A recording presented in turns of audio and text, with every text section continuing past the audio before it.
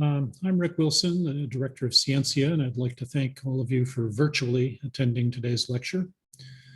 I first want to note that one of Scientia's long-term members, Sydney Burris, died on April 3rd, 2021 this year.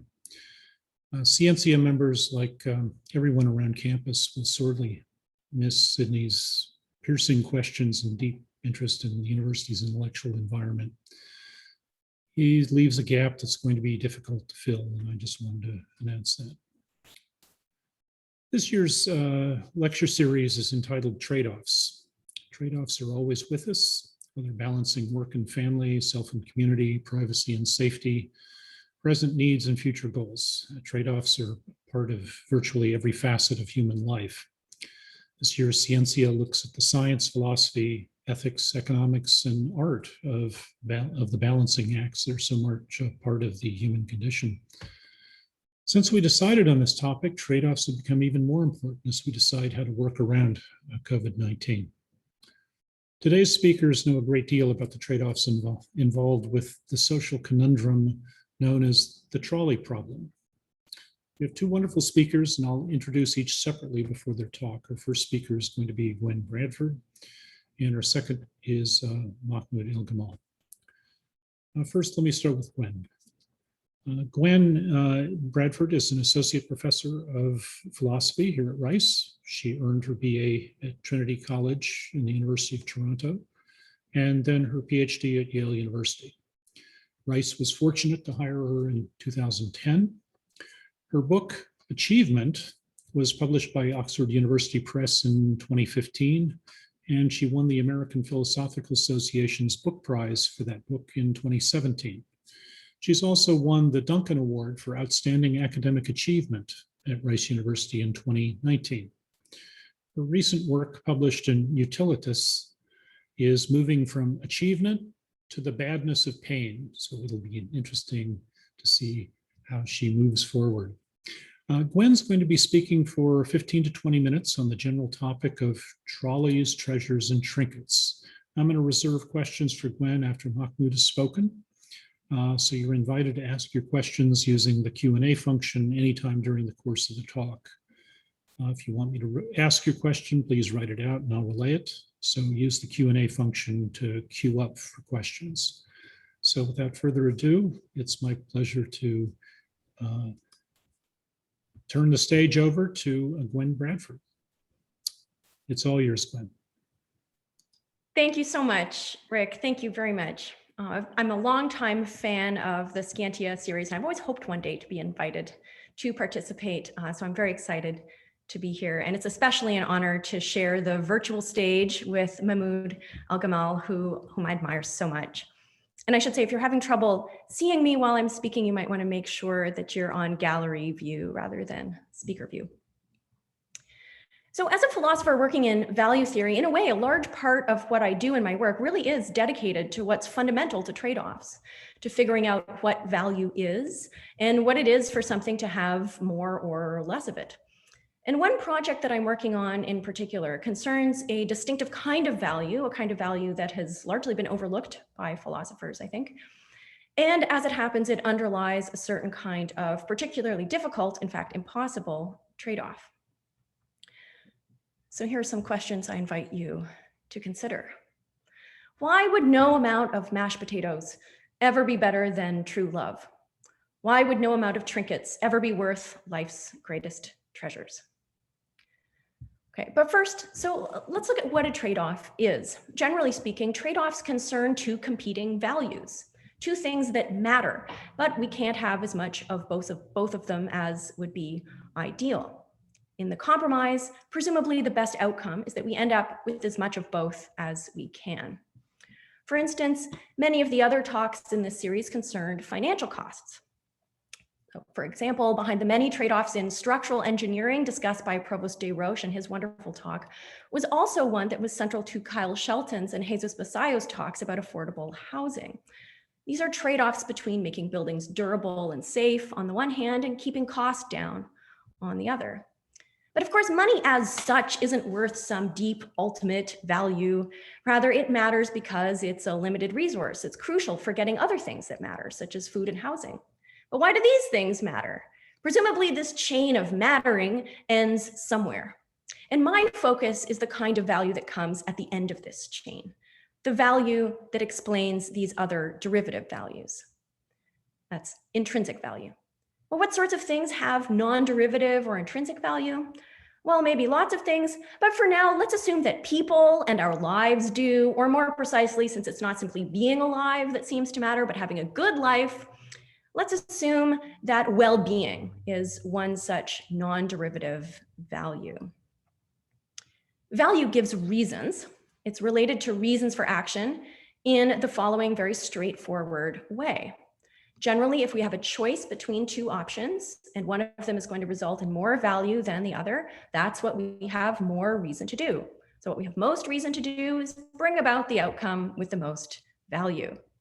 Now, you might recognize this as a rough statement of consequentialist moral theory or utilitarianism associated with John Stuart Mill, Bentham, Sidgwick, contemporary philosophers such as Peter Singer.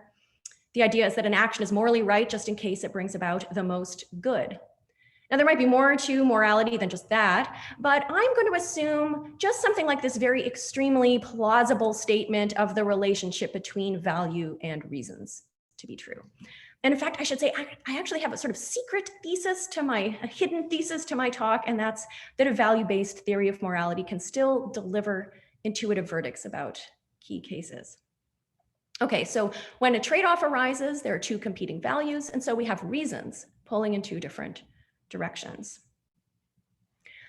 So let me distinguish between two different types of trade-offs. Trade-offs between different dimensions of the same value and trade-offs between incommensurable values. Many of the other talks in this series, in one way or another, were concerned with this first type of trade-off, type 1 trade-offs. Should we make, say, a smaller number of people very well off, or a larger number of people well off, but perhaps slightly less so? For example, Sylvia D. and Pedram Hassanzadeh in their excellent talks discuss trade-offs between people and planet. That is a trade-off between current people and future generations. And Ed Emmett in his talk also talked about trade-offs between the well-being of current people versus future people. Enjoy now or let someone else have a better tomorrow, as he so nicely put it. These are examples of trade-offs between one value along two dimensions, people's well-being, and the trade-off is between how much to improve people's well-being or how many people's well-being to improve. Suppose we're looking at two different worlds. We're just considering we could bring into existence one or the other of these worlds. In one world, we have a smallish population, this is our A world, with a very high level of well-being. And in the other world, we have even more happy people, but their well-being is very, very slightly less than the people in the A world. Very, very slightly. Just suppose that they have one less scoop of ice cream over the course of their whole lives. That's the only difference. It's very natural to think that the second world, the B world, has more value in it than A world. It has more happy people in it. So this gives us a sort of candidate method for working out the trade-offs between these two dimensions of value. We can aggregate for the total well-being. Roughly, we just add up each person's well-being. We're just pretending that we can do that. And this sum is the overall amount of well-being. Given what I said about value and reasons, we have more reason to bring about the world with more well-being. So we're going to come back to our A and B worlds in a moment. Well, let me talk about the second category of trade-offs. It's more difficult. This concerns incommensurable values. Values are incommensurable when there's no covering value or exchange rate or trade-off schedule that's even possible.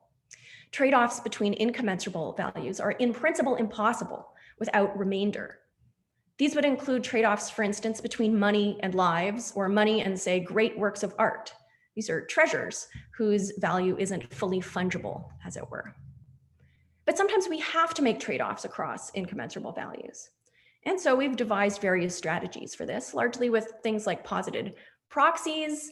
So for example, we assign monetary value to priceless works of art, say for transfer or insurance purposes, or for compensation. We may decide in court that X million dollars is fair compensation, say, for getting your leg chopped off. But this is not to be confused with the thought that your leg is worth X million dollars. This is the difficulty of incommensurable values. Sometimes because we must transact between two incommensurable values, we may be tempted to forget that they are indeed incommensurable. Trade-offs between incommensurable values always result in a remainder. Although the X million dollars might correct the situation in some way about losing a leg, but it's not quite the same as having your leg back, of course.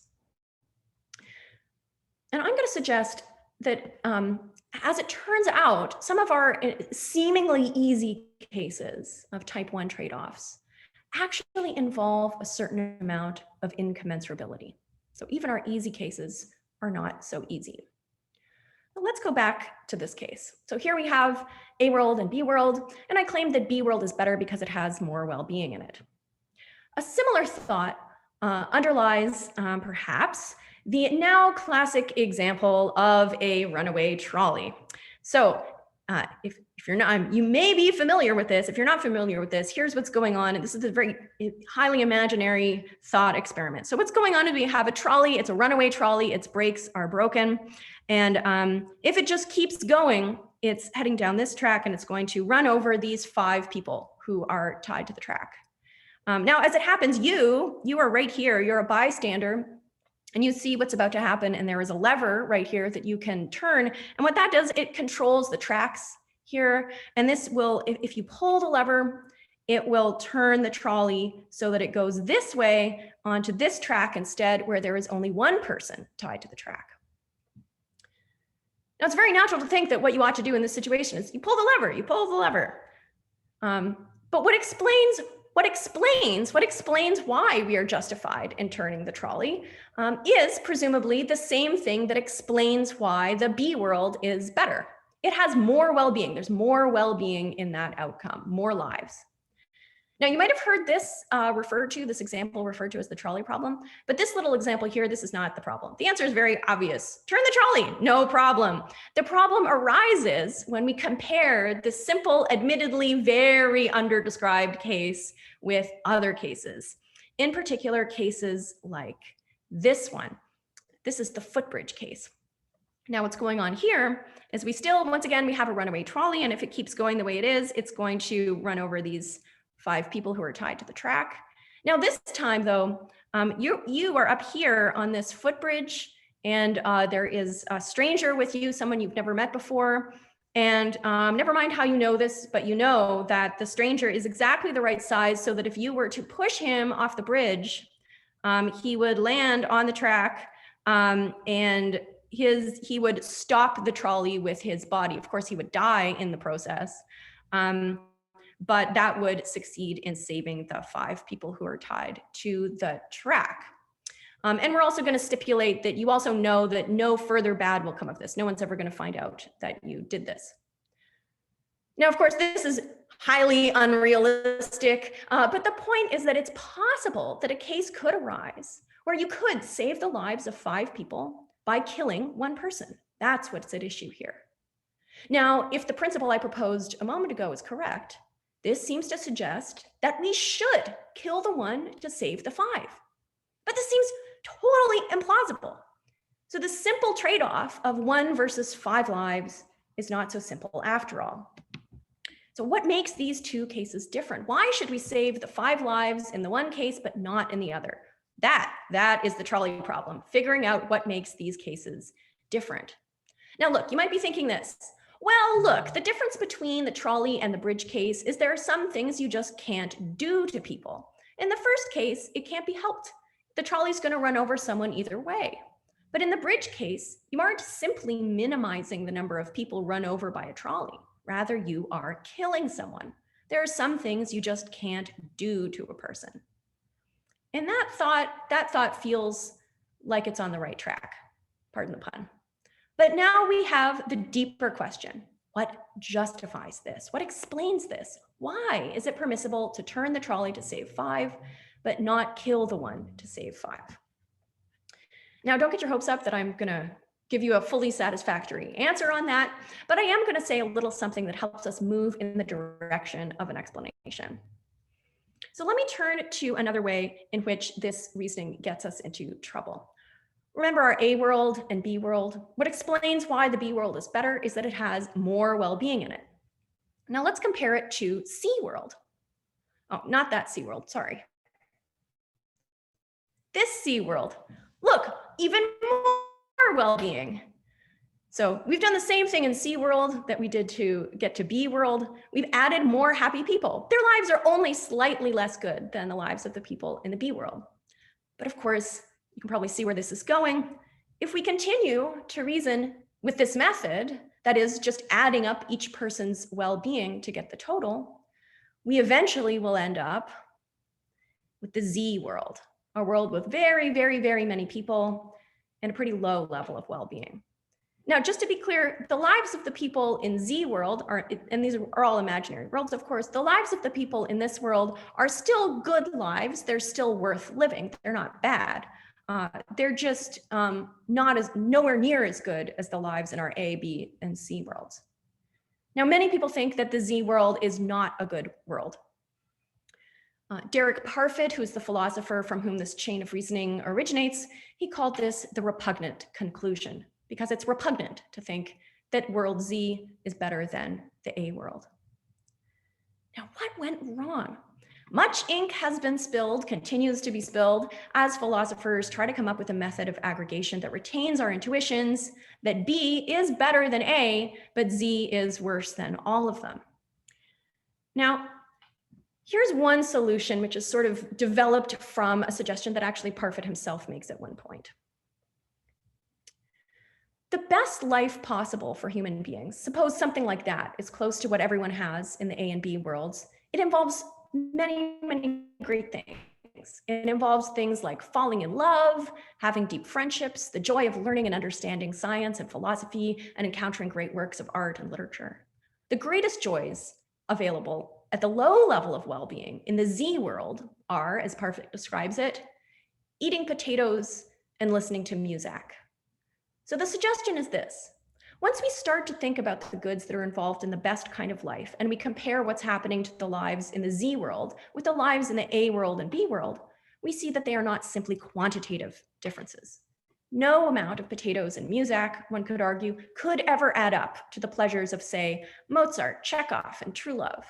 No amount of cheeseburgers would be worth having a life with no real friends. No amount of mashed potatoes is better than true love. In other words, some of life's greatest goods are incommensurable with other goods of life. The aggregation between the two values is discontinuous. So what at first seemed like an instance of the first kind of trade-off, the type 1 trade-off, turns out to be an instance of the second kind. At least some of life's greatest goods available only in the A world are incommensurable with some of life's smaller goods. When we move from the A world to the Z world, even though there is a greater quantity of well-being, we leave something behind, the qualitative distinction of the irreplaceable goods that are present in A and are not present in Z. Okay, let's return to the trolley problem, and I'm going to share with you the beginning of an explanation for what accounts for a difference between the two cases. That's also going to help start to explain a little something about the discontinuity of well-being aggregation that I just described. Part of the problem is that we're thinking about the difference between these cases in terms of amount of well-being or amount of lives. We're thinking about it entirely quantitatively. But when we shift our attention to the bridge case, we're reminded that these are people, and people are not simply containers for well-being. This objection is sometimes called the separateness of persons, as I believe John Rawls first put it in A Theory of Justice. The strictly quantitative approach to the value of lives overlooks this separateness or distinctiveness that each person has. But just what does that mean exactly? There's a lot of discussion here, but a lot of the approaches to the solution involve invoking additional complex moral principles, which in turn require deeper justifications and bring on further objections themselves. As I said earlier, it's natural to think that there are some things you just don't do to people. There are moral constraints on actions. Even if an action would result in more value, there may nonetheless be a moral principle that blocks you from doing that. But we need an explanation for such a moral principle. And we've already got one very simple and very appealing principle on the table, namely that relationship between value and reasons that I mentioned at the beginning. If we can avoid bringing in some new principle, that would be best. And here's what I think we can do. So this is drawing from my new work. We can explain at least part of what's going on in the trolley problem and keep our theory entirely value-based. But our mistake in these cases is to think that all the value involved is entirely aggregative. Persons indeed have value that can continuously aggregate, like the trolley case shows, but persons also have value that does not continuously aggregate. Persons have irreplaceable value. And here's what I mean by irreplaceable value. It's value that once it's gone, while it can be replenished in amount, it can never be replenished in kind.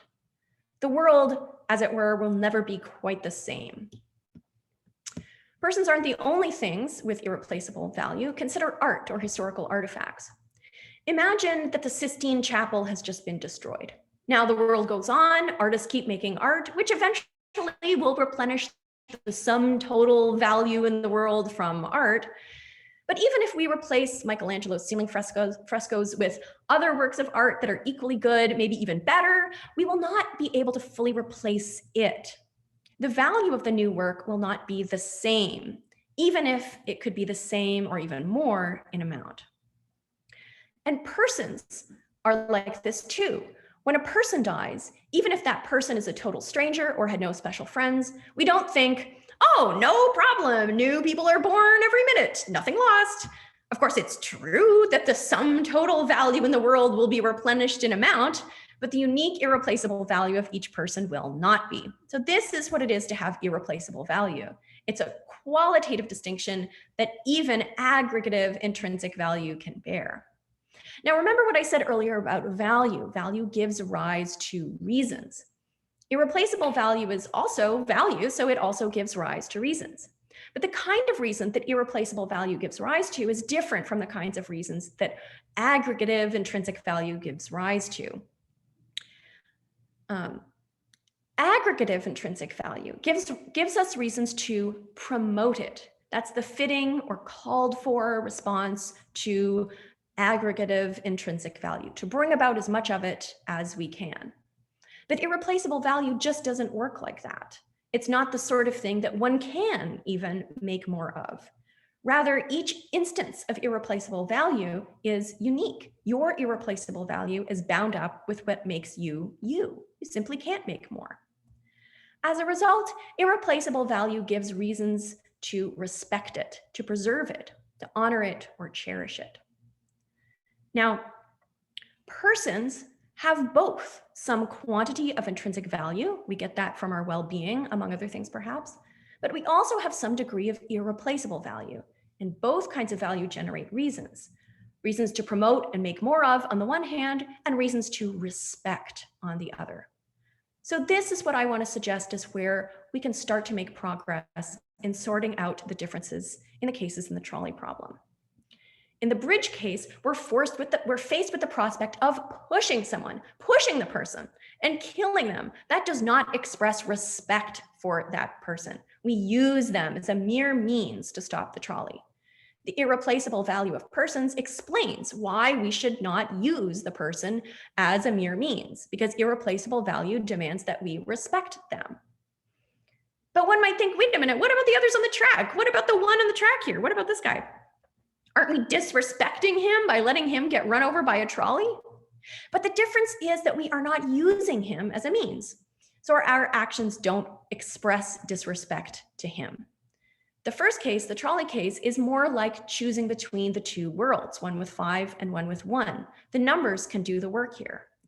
But in the bridge case, our action will use the one as a means to save the others. We're not treating his irreplaceable value with the respect it demands. So this is a beginning of a way to explain the distinction between the two cases.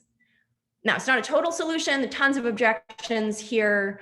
In a sense, the problem of incommensurability is going to recapitulate. We now have two sources of reasons. We need to adjudicate which is stronger and why. That's a project for another day, but at least we're opening the door towards some kind of solution. So let's return Let's return to, yes, A world and Z world again. We can also appeal to irreplaceable value to take some steps to explain the incommensurability of value in the population case. Remember the claim that some of the good things in life can't be aggregated in such a way as to outweigh others? No amount of potato pleasure could outweigh finding true love. Part of what might explain this is that many of the greatest goods in life involve irreplaceable value. That is, when these goods are instantiated, they instantiate irreplaceable values, including, for instance, other people and our relationships with them, or perhaps experiencing great works of art or beauty in nature. And as we have seen, irreplaceable value can't be aggregated in the way that, well, aggregative intrinsic value can. So this is why no amount of the value available in the Z world, no amount of potatoes could outweigh true love. The love involves irreplaceable value. So it can't be weighed against the other.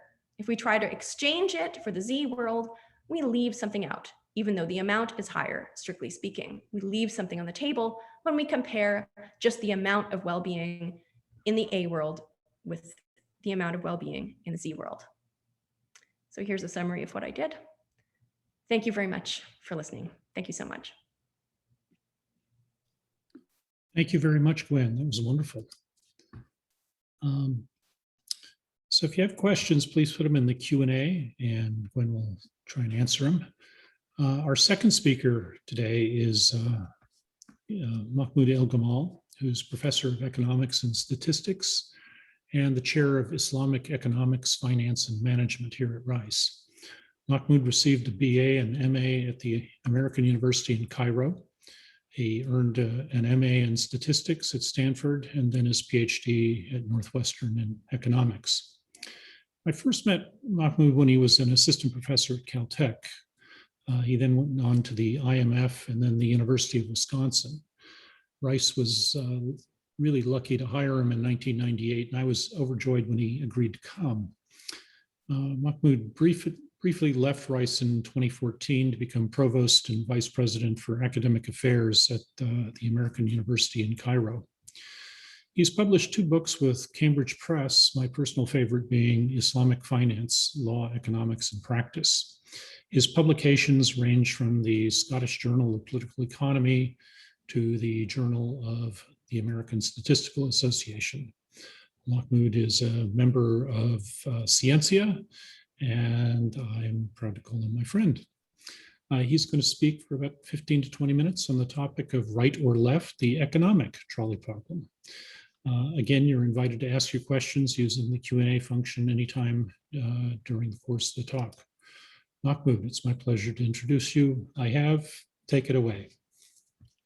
Thank you so much, Rick. I'm even more proud to call you my friend, and I'm very proud also to speak after Gwen, even though she's an impossible act to follow. But as I told Rick, my hope is to convince her to accept me as an auditing student one of these semesters. So let me begin. There are 2 immutable principles of economics. 1, people respond to incentives, and 2, there is no free lunch. The rest, as Rabbi Hill would have said, is commentary.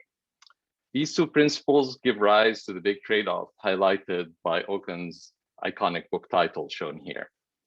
Turn right, which leverages human incentives and thus drives economic efficiency and growth, or turn left, which is more conducive to equity, but necessarily less efficient. Why do we have to care about equity, you might ask? Well, for one thing, we have a serious hunger problem in the US, and many of those helped by food banks and other outlets do not qualify for federal programs. You may think that the solution is to expand federal programs, but those, as Okun has said, are leaky. In other words, federal programs are, by construction, very inefficient. I'll get back to this in a short while. When different members of society make those right or left decisions, they may base their decisions on a variety of considerations, ranging from egoistic self-interest to the utilitarian greater good of society. Almost all economists that I studied in the 1980s focused exclusively on the first. As Bowles said in this quotation shown here, they followed David Hume rather than Aristotle, because one can always count on selfish greed, as Hume had argued. And the discipline of economics aimed to be pragmatic, not to promote individual and social virtue, as Aristotle would have had it. Of course, I must say that David Hume, Adam Smith, and many others have developed much more subtle theories of moral sentiments. And even modern economists are much wiser individually than the craft that we have built collectively. By emphasizing selfishness and efficiency, generations of economists have ventured beyond what they called positive social science, which aimed to study people and societies as they really are. By teaching egoist behavior to countless students, we didn't only teach students to expect humans to respond to self-interest, we also indoctrinated them to glorify efficiency and growth at the expense of natural human concern for equity and social harmony. The experimental results shown here by Farr et al. Show very significant differences between economic students on the one hand. They disproportionately favor efficiency over equity, and non-economists who disproportionately favor equity over efficiency. And these results hold regardless of Rawlsian considerations, whether you make the experimentalist the middle recipient or the lowest recipient of value in the experiment, it's still true for the same populations. Other things held constant, that economists are efficiency. Those who have studied economics are efficiency minded. Those who didn't are equity minded. Furthermore, experimental results shown here by Fissman et al. Show that elites, the vast majority of whom are Democrats, tended to exhibit much greater selfishness and bias toward efficiency in dictator games where they varied personal costs of choosing egalitarian distributions. So the elites here are Yale Law School JD students. The semi-elites are Berkeley undergraduates, and then you have the general public. And you see much, much higher levels of selfishness among the Yale and Berkeley students than the general public, and much, much higher levels of efficiency focus than the general public, which tends to be much more equity focused. Some say that the solution is in socialism or other forms of left-leaning government policy. Thomas Sowell put it best by explaining that he was a Marxist when he went to the University of Chicago to study economics. And he was still a Marxist after taking courses with George Stigler and Milton Friedman. It was only after working for the government that he knew that this simply does not work. I hope that you'll forgive me for waxing autobiographical, but in my case, I could have never been a Marxist after what I saw as an Egyptian child. My native Egypt had already taken two sharp left turns before I was born. First through land reforms in the early 1950s, and then nationalization of several industries in the early 60s. My late father closed his medical practice and went to work for the Egyptian government. Many years later, I went to work for the US government. I know, as Sowell did, that centralized government is exceedingly inefficient and should only be used as a last resort. In the 1960s, economics and religion seemed to give different answers. Shortly after Vatican II, Pope Paul VI published his influential encyclical Development of People, suggesting that societies and the international community needed actively to pursue greater equality. In the meantime, economics, which had split from moral philosophy 2 centuries earlier, had become enamored with mimicking the mathematics of physical systems. And neoclassical economic models post-World War II suggested that perpetual growth along an optimal steady state path was possible, lifting all members of society. As the 1970s arrived, the socialist experiment in my native Egypt came to an abrupt end. According to a famous joke, when Nasser died in 1970, Sadat inherited his trolley and arrived at the same crossroads. The driver asked Sadat which way to turn. Sadat asked the driver, "What did Nasser do?" And the driver said, "Nasser turned left." So Sadat said, "Okay, then signal left, but turn right." When I started studying economics in the late 1970s, turning right seemed to be the only choice. In 1968, the Bank of Sweden had introduced a prize in memory of Alfred Nobel to give, quote unquote, economic sciences an air of scientific authority. When he won the Bank of Sweden Prize in 1976, Milton Friedman declared that social sciences were no less scientific than natural sciences, and the supposed quote unquote science of economics set to turn right. By then, both economists and political philosophers had resigned themselves to the ethics of pure egoism. John Harsanyi, who also won the Bank of Sweden Prize in 1994, had considered social welfare functions from the standpoint of egoists in the original position that Trolleys came later to call behind the veil of ignorance. Viewing the problem from a statistical decision theoretic standpoint, he concluded that individuals should assign equal, using the principle of insufficient reason from Pascal, they should assign equal probabilities to all social positions and thus maximize the arithmetic mean of utilities, thus justifying utilitarianism better than John Stuart Mill had. John Rawls argued from the same original position that egoists forging a social contract should pick the maximin solution, and seems slightly more egalitarian than utilitarianism, but almost certainly the result that Rawls suggested would be much less efficient. I should note still that despite his poetic language to the contrary, Rawls's theory did not challenge egoism or market fundamentalism. He even put private property lexically prior to all distributional considerations. Thus, everyone across the board seemed to suggest that turning right was the only viable solution. Excuse me. In my sophomore year in college, Mubarak succeeded Sadat and took a second right. He stayed the course for 30 years until he was overthrown by a popular uprising in 2011. In the meantime, Rawls had changed his mind and taken an intellectual left turn during the 1990s. Rawls's former student Joshua Cohen was quoted to say that Rawls's hopefulness had been shaken by the world, unquote, as he witnessed private funding of elections that led to repetitive right turns as the ultra-rich came to monopolize political as well as economic life. While Egyptians revolted in 2011, it seems clear that they didn't want to return to socialism. They merely expected the rich to care about the poor voluntarily, but the rich had continued to choose right at every turn. We know this because after the Mubarak regime was overthrown, the poor returned to favoring higher inequality to ensure higher growth rates. So you can see in the graph here, the big jump in favoring greater equality in 2012, right after the revolution. By 2018, it had returned to the same levels in 2008 that favor inequality in order to have sufficient economic growth. This interpretation that they revolted against the rich who kept turning right is consistent with anthropologist Lawrence Rosen's experience in a variety of developing countries. This interesting vignette that I've taken a snapshot of here, he narrates how his Berber host challenged him to give any example of corruption in America. Any example, he said. So Watergate? His host said, that's just politics. Kickback deals?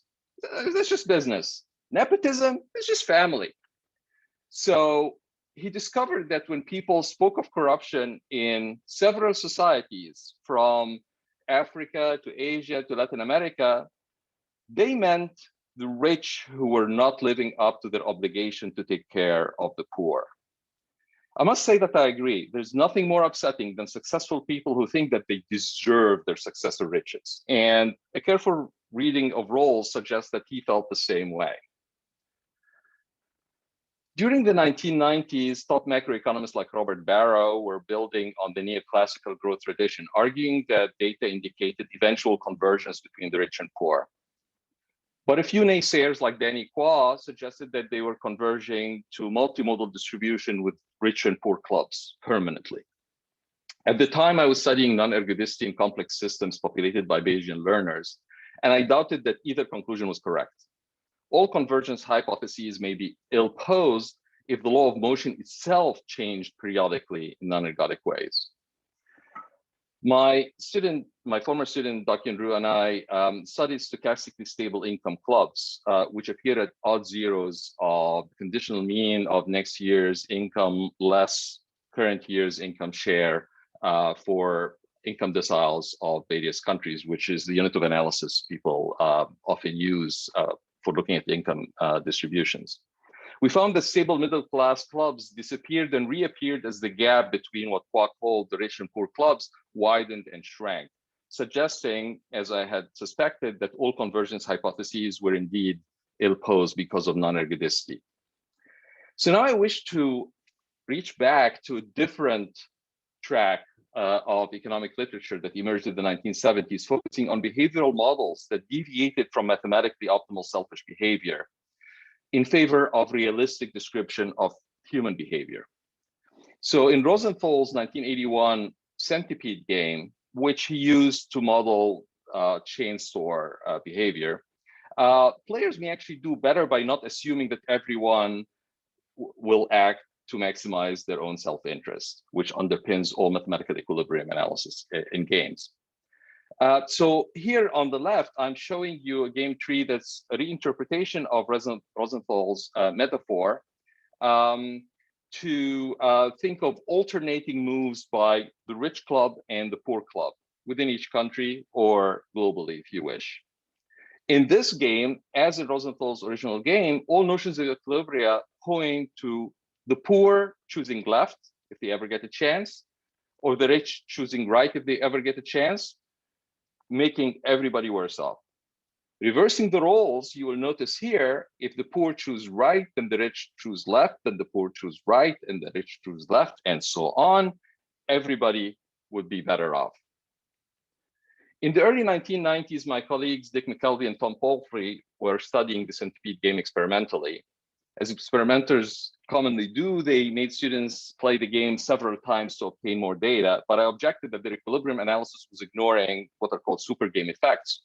That passing in this game is the equivalent of the poor choosing right or the rich choosing left, and there is a utilitarian interest in doing that. So I argued that students may pass out of utilitarian interests or simply to learn about others who may be passing. As I said, I wanted to call those people utilitarian. Dick and Tom wanted to call them irrational. We settled in the end on calling them altruist. Solving the super game with learning in between games was a supercomputer hard problem, but the empirical results suggest that one, people pass a lot, as you can see in the raw data, and most likely people are getting cues by learning what other people are doing. If other people are passing, they pass as well. So there's hope for society if we can have more passing. Returning to the big social game of right versus left, let's look at the US's views. I showed you the Egyptian views a while earlier. Let's look at how the views on income distribution have evolved in the US. And what you see here is alarming polarization in views toward inequality, starting around the financial crisis post-2006 and continuing to this day. Both the percentages of those that feel very strongly that we need less inequality and those that feel very strongly that we need more inequality have been growing steadily.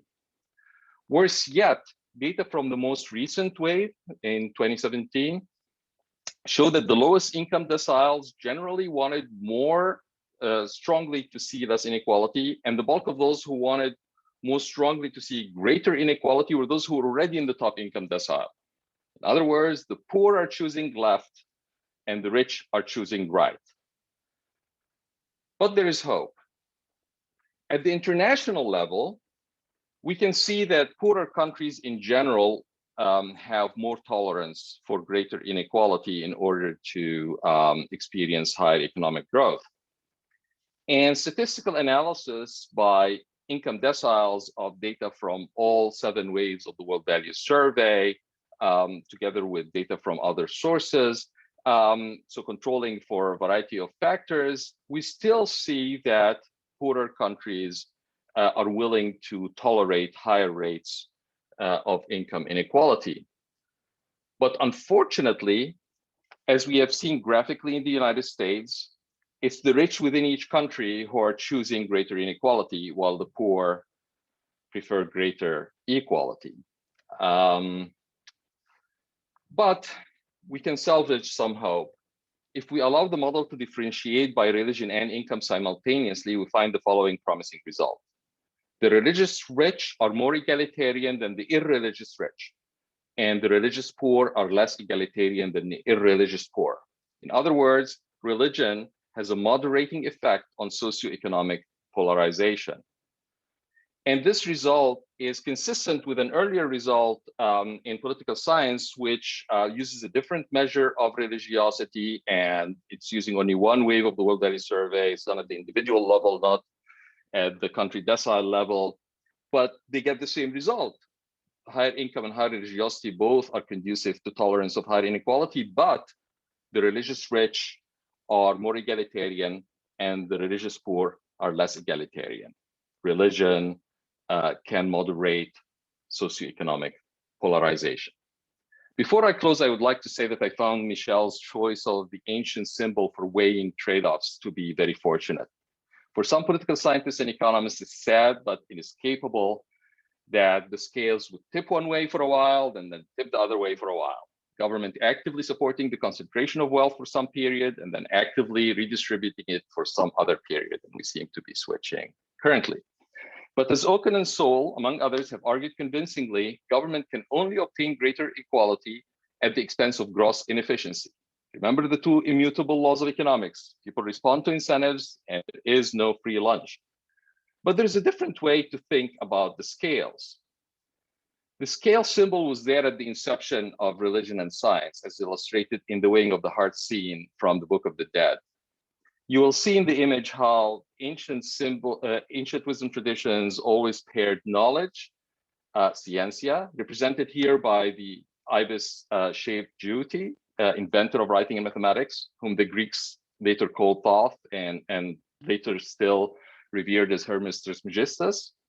This figure is always paired with the figure of justice and harmony, represented here by the ostrich feather, which is the hieroglyph for Maat. Her feather is weighed against the heart of the deceased, and Maat represented the natural order that emerged simultaneously with the universe as they both emerged together from chaos. There are good news and bad news on the integration of ethics and economics. The good news is that the literature has grown in volume since the early 1990s, driven by Amartya Sen's seminal book on ethics and economics, in which he argued that we should integrate moral philosophy with economics and it would be better for both fields. The bad news is that Sen's book is out of print and quite difficult to find. And while there have been, as I'm showing here, survey articles, textbooks, and anthology handbooks, the work remains on the fringes of economics and even philosophy. Most of the authors left economics and are on the fringes in smaller philosophy departments. But I should say that I consider moral philosophy to be translated to the vast majority of humanity through the channel of religion, and the role of religion in ethics and economics has been further out on the fringes. Of course, we're far removed from the age when polymaths could master religion, ethics, and economics all simultaneously. But we need to find a way to reunite the pragmatism and rigor of modern economics with its roots in moral philosophy, as Amartya Sen had argued. And we need to remember that for most people, moral philosophy is still expressed in religious form, and religion has a positive role to play, as I have shown you in the empirical results. We need to do this because whatever else we are doing is not working.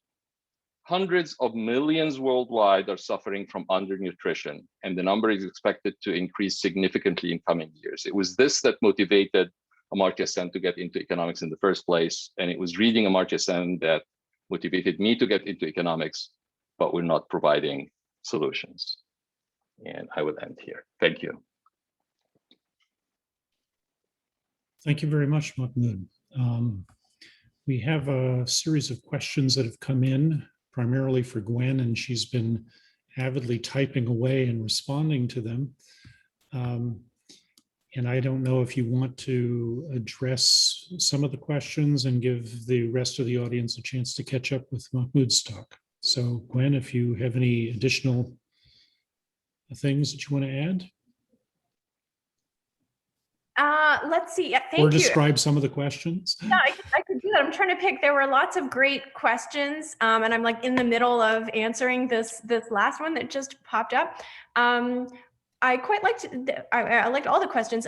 Perhaps this question from James Pomerantz. Maybe I'll answer that live as well. I already typed the answer, but I like it because it involves the infinite value, which I think is a very natural thought. Because and I think some other philosophers, there aren't very many people thinking about irreplaceable value, but one of the sort of candidates for thinking about irreplaceable value is to think of it instead as infinite value. So the value of each person then would be infinite in amount. So then it's quantitative. We don't have to introduce qualitative distinctions.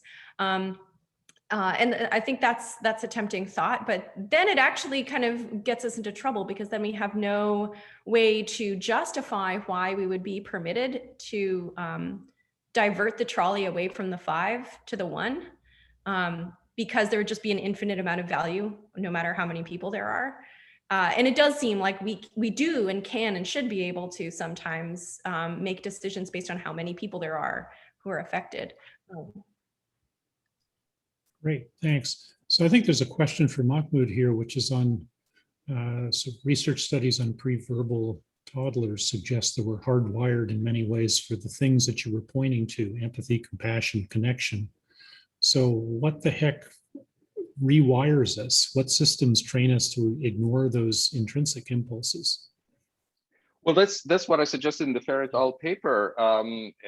It's indoctrination. We teach people that selfishness is okay. And actually, the Bolt's book that I had a picture of in the beginning has many more experimental examples that economists think, well, we like this type of behavior, say pro-social behavior, so let's incentivize it with more monetary incentives. When you do that, you actually undermine the moral incentive and people start misbehaving. There's the famous Haifa preschool example where once you start to charge people for being late picking up their kids, they actually arrive later because now you've put a price on it. So monetization, teaching people that everything's about incentives makes them selfish. That's not how we are naturally. Now, I shudder to think now Gwen is saying, oh, moral naturalism. Well, that's so pre-GE Moore, but I understand it's making a comeback, so.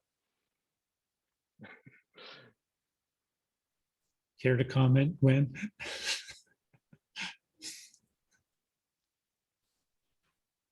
You know what? I was actually busy furiously typing, so I missed the first half of your response. But you can have a go at it again. That's okay. So Moral not totally making a comeback. The Moorean non-naturalism, which I favor as it happens, is actually more controversial than naturalism. Good. Gwen, do you want to address any of the other questions that you did respond to and maybe the audience hadn't seen? Yeah, that's a great idea. There were. I like John Hutchison's question. Yes. Okay, good. Let me go for that. Okay, so here's from John Hutchinson. Thank you very much for all of these questions. So he says, is there a time dependence to the value of a human life? Specifically, if a person is on life support and will die within 24 hours and a second person must receive an organ transplant today or will die before the first person dies, is it ethical to remove the organ from the first person prior to their imminent and unavoidable death to save the life of the second person? I love this case. It's great.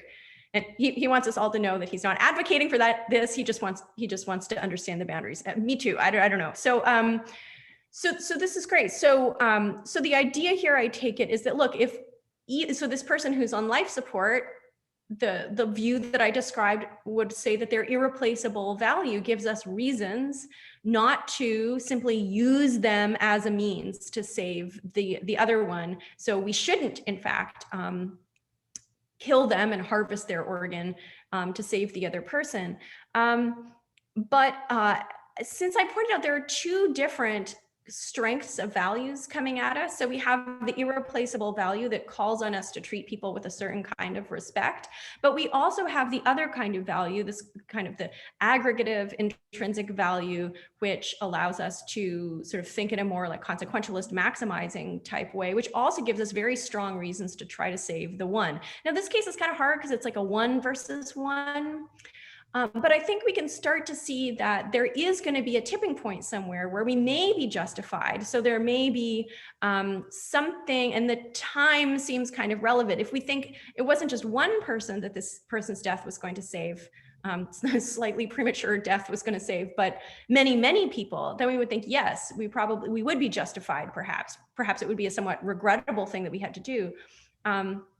But so it seems like there is some tipping point, but where it is, I'm not sure I can really say. The time introduces a very difficult puzzle to that one. Can I interject and ask Gwen a question? What if it's not about playing God, but about whether we think it's morally correct for the first person to donate that organ to the second? Yeah, this is I love thinking about it in this way. You know, what is the obligation of the person? Should they volunteer in a way, or from their point of view? Yeah, and that does nicely, because what it does for sort of us as the bystander is we're no longer in a position where we have to worry about using them as a means. But now we have this puzzling question of whether or not we could ever be justified in using ourselves as a means for others. So Kantians, of course, Immanuel Kant argues that we are never justified in using ourselves as a means. But since I'm developing, so you can see there's a sort of Kantian flavor to my irreplaceable value view, but it's not quite Kantian. So it might allow us in some cases to do things like volunteer, because I think it's intuitively very plausible that we would be morally justified in sacrificing ourselves. So that's the best I can do for now. Well, I think that was great, and we're right at almost at 5 o'clock. We have just 30 seconds left, I think. So I really appreciate the both of you appearing together. I've found a lot of value in both talks, and have gotten me thinking about where to maybe read next. I think it was wonderful. So I want to thank both of you for participating. Thank you very much. And other questions will be passed on to you that you can respond to. This ends this year's Scientia series on trade-offs. I think this was a fitting end to the series, and I look forward to seeing what we come up with next fall, and hopefully we'll all be seeing one another in person at that point. Thank you both, Mahmoud and Gwen. I really appreciate it. Thank you. Thank you very much. Yeah.